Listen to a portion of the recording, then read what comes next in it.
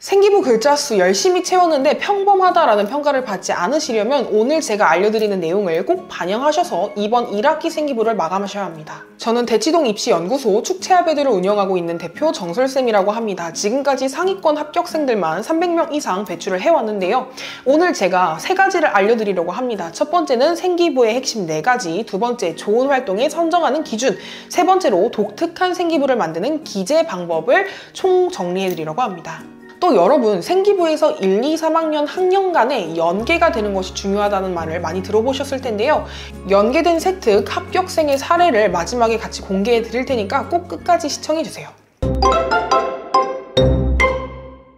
첫 번째로 여러분, 생기부는 선택과 집중입니다. 내용을 잘 작성하시는 것보다는 어떤 활동을 넣을지 처음에 잘 기획하는 것이 생기부를 좌우한다고 볼 수 있습니다. 일단 딱 4가지를 기억해 주세요. 첫 번째, 모든 활동을 넣겠다는 욕심은 반드시 버리셔야 합니다. 다 넣으려다가 정말 중요한 것이 강조되지 못합니다.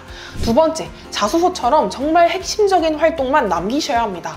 핵심 활동 몇 개만 확실하게 어필하는 게 훨씬 강력하고요. 핵심 활동을 골라내는 기준까지 제가 뒤에서 차근차근 알려드릴 겁니다.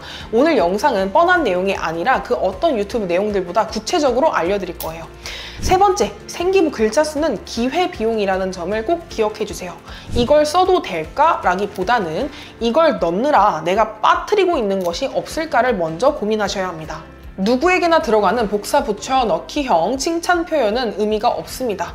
나만의 에피소드를 넣는 방법까지 제가 사례를 통해서 전부 알려드릴게요. 첫 번째, 좋은 활동을 선정하는 기준입니다.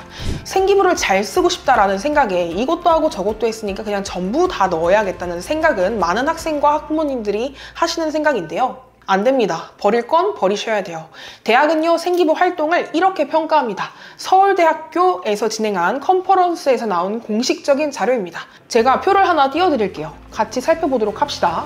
지금 이 표를 보시면 생기부에 들어가는 활동을 4가지로 분류를 하고 그 4가지 활동의 중요성을 나눈 겁니다. 일단 첫 번째로 가장 대학에서 중요하게 평가하는 경우는 학교의 공통활동이기도 하면서 그 연장선에서 학생의 개인 활동도 드러나 있고 그거에 대해서 교사의 구체적인 관찰과 평가, 이 3가지가 모두 들어간 경우에는 1등으로 가장 중요하게 평가한다. 2등으로 중요하다고 대학에서 보는 것은 학교 공통활동인데 개인 활동을 연장선에서 했으며 다만 교사의 관찰과 평가는 드러나지 않는 경우가 2등입니다. 3등으로 중요하게 평가하는 것은 학교 공통활동인데 개인 활동은 연장선에서 없고요. 다만 교사의 관찰과 평가는 있는 경우. 4등은 학교 공통활동인데 개인 활동과 평가에 대해서는 기재되지 않고 정말 나열식으로만 된 경우를 4등이라고 평가합니다. 여기서 여러분이 중요하게 보셔야 할 점은 2순위와 3순위의 차이인데요. 대학은요, 교사의 평가보다는 학생의 개별 기록을 더 중요하게 본다는 점을 알 수 있습니다.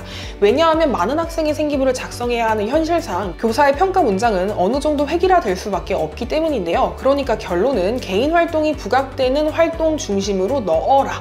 그러면서도 희망학과랑 또 연결이 되면 훨씬 좋겠다.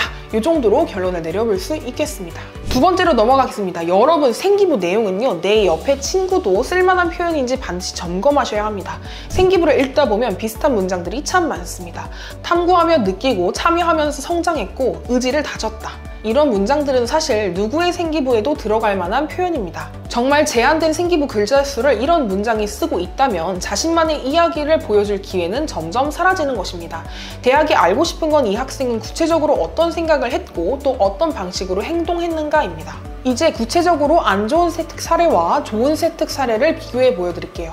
첫 번째, 안 좋은 사례입니다. 조별 토너먼트 토론 수업에서 청소년에게 선거권을 부여해야 한다라는 주제로 토론을 함. 토론 전에는 찬성 측 입장의 자료를 충분히 조사하였고 토론에서 반대 측 기조연설을 함으로써 조리 있고 논리적인 주장을 펼치고 반박함.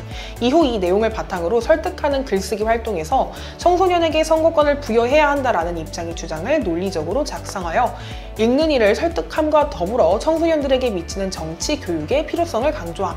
대충 읽어봤을 땐 좋은 세특으로 보일 수 있겠지만 학생이 어떤 구체적인 주장을 하였고 어떤 방식으로 조사를 했고 어떤 근거를 가지고 어떻게 내용을 전달하고 있는지에 대해서는 전혀 알 수가 없습니다. 다른 학생에게 복붙한다고 해도 전혀 위화감이 없는 세특입니다.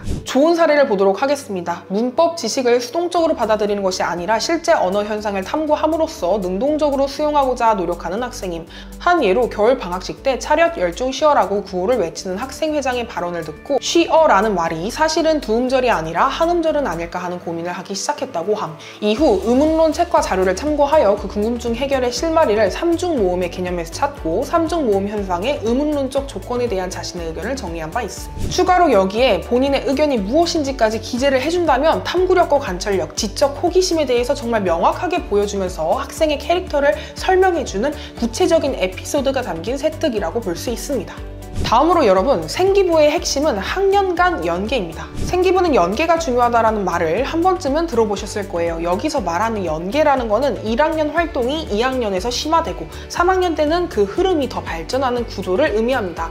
즉 학생의 관심 분야가 시간에 따라서 점점 깊어지고 그 탐구 과정이 생기부 속에서 성장 서사로서 녹아 있어야 한다는 것이죠. 그런데 이게 말처럼 쉽지 않습니다. 실제 합격생의 사례를 보지 않는다면 어떻게 연계를 해야 할지 학생과 학부모님 입장에서는 감조차 오지 않는 경우가 많습니다. 그래서 제가 연세대, 고려대에 합격한 학생들의 세특이 1, 2, 3학년 어떻게 연계되어 있는지 실제 사례를 수시의 정설, 제가 운영 중인 네이버 카페에 올려두겠습니다. 이 사례 하나만 잘 참고하셔도 연계가 살아있는 생기부라는 것이 어떤 건지 이해하고 만드실 수 있을 겁니다. 복잡하게 고민하지 마시고 우선 따라해보시길 추천드릴게요. 여러분, 오늘 제가 이것저것 많이 말씀을 드렸는데 여러분이 꼭 기억하셔야 할 포인트, 한 가지 키워드가 있다면 기회비용입니다. 생기부 글자 수는 정해져 있습니다. 즉 어떤 내용을 넣는다는 것은 다른 내용을 포기한다라는 의미입니다. 많은 분들이 물어요. 이 활동도 좋았는데 선생님 넣는 건 어떨까요? 그보다 먼저 생각하셔야 할 질문은 이것입니다. 이 활동을 넣는 대신 빠지는 내용보다 이 활동이 더 가치 있는지를 살펴보셔야 합니다. 도움되셨다면 구독과 좋아요 부탁드립니다. 감사합니다.